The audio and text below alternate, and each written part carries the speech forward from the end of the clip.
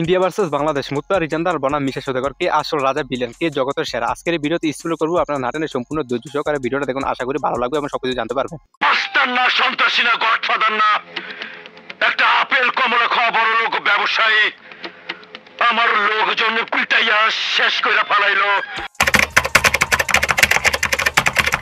আমরা প্রথমে জানবো মুত্তার রিজান্দারের জীবনের শুরু। তখন শৈশব চলচ্চিত্র প্রকাশের কাহিনী, তখন প্রথম বেঞ্চর রোল, তখন তার বিখ্যাত ভিলেন চরিত্রগুলো বিশ্লেষণ, তখন দর্শকের কাছে বহু সম্মানের মিশ্র ভাব তৈরি করা বা কিভাবে করতে। এবার হচ্ছে মিশা সওদাগরের শুরু। তখন নাটক থেকে চলচ্চিত্র আসা, প্রথমে ভিলেন চরিত্র ও জনপ্রিয়তার গল্প, কিভাবে তিনি নায়ক থেকে ভিলেন রূপান্তরিত হলেন। তখন বাংলাদেশ ফিল্ম ইন্ডাস্ট্রিতে তার প্রভাব। ভিলেন সিনেমার এমন একজন চরিত্র যাকে মানুষ ঘৃণা করলেও বলতে পারে না। তার হাসিতে ভয়, তার চোখে আগুন আর তার সংলাপে বজ্রপাত। একদিকে ভারতের ভিলেন ইস্পেট মুর্জা রিজান্দার, অন্যদিকে বাংলাদেশের রূপালী পর্দার ভয়ঙ্কর মানুষ মিশা সওদাগর। আজ শুরু হচ্ছে মহাযোদ্ধা দুই দেশের দুই দানবের অন্ধকার অধ্যায় উন্মোচনের গল্প। মুত্তার রিজান্দারের জন্ম ও উত্থান। দক্ষিণ ভারতের এক ছোট গ্রামে জন্ম তার। শৈশবে ছিলেন দরিদ্র, কিন্তু চোখে ছিল আগুন। তখন অভিনয়ের প্রতি তার নেশা ছিল অদম্য। সিনেমা হলে গিয়ে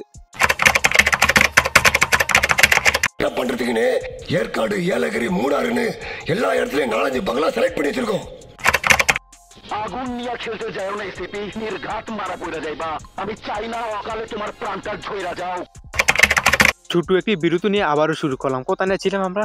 শৈশবে ছিলেন দরিদ্র, কিন্তু চোখে ছিল আগুন। অভিনয়ের প্রতি তার নেশা ছিল অদম্য। তখন সিনেমা হলে গিয়ে দেখতেন খলনায়করা কেমন করে। তখন নায়কের বড় রক্ত গরম দেখে দেয় দর্শকের মাঝে। তখন প্রথম ছোট চরিত্র কাজ করেন, কেউ গুরুত্ব দিল না তাকে। কিন্তু মুক্তা রাজতার একদিন তার ছবিতে তার ভয়ঙ্কর হাসি আর দাঁড়ানোর সংলাপে দর্শক হতভস্ত হয়ে গেল। তখন এরপর থেকে তিনি অভিনেতা নন, তখন হয়ে ওঠেন প্রত্যেক বা পয়ের প্রতি। অন্য প্রান্তে মিশা সওদাগর বাংলাদেশের আরেক তরুণ উঠো আজ ছিলেন। তখন যার চেহারা যেমন রাজকীয় বা সংলাপে এমনই আগুন। তখন মিশা সওদাগর শুরু করেছিলেন নায়ক হিসাবে, কিন্তু একদিন পরিচালকরা বললেন তুমি ভিলেন হবে। তখন অনেকে ভাবলো হয়তো সে, কিন্তু না, সেদিন জন্ম নিল বাংলাদেশের ভয়ঙ্কর চরিত্র। মিশা সওদাগর এমন একজন ভিলেন হয়ে উঠলেন যাকে দর্শক ঘৃণা করলো ভালোবাসে। তখন মুত্তার রিজান্দারের স্টাইল কাঁচা, আবার রাস্তা কেমন নেমে আসা বয়স মতন। তখন তার সংলাপ দ্রুত, চোখের দৃষ্টি ভয়াবহ হয়। তখন ছিলেন রিজান্দারের মোতাদ। আর ওস্তাদেরা অন্যদিকে মিশা সওদাগরের ঠান্ডা মাথা খেলোয়াড়। তখন কিভাবে দলন বা দৃঢ়ভাবে বলেন, কিন্তু প্রতিটি সপ্তাহে দর্শকের মনে ছুরি চালে। তখন দুই ভিলেন দুই ধারা, একজন আগুনের মতো আরেকজন বরফের মতো। জনপ্রিয়তা ও দর্শকদের প্রক্রিয়তা। তখন ভারতের মুত্তার রিজান্দারের সংলাপ আজও ভাইরাল। তখন সোশ্যাল মিডিয়াতে তার দৃশ্য নিয়েছে এক শত শত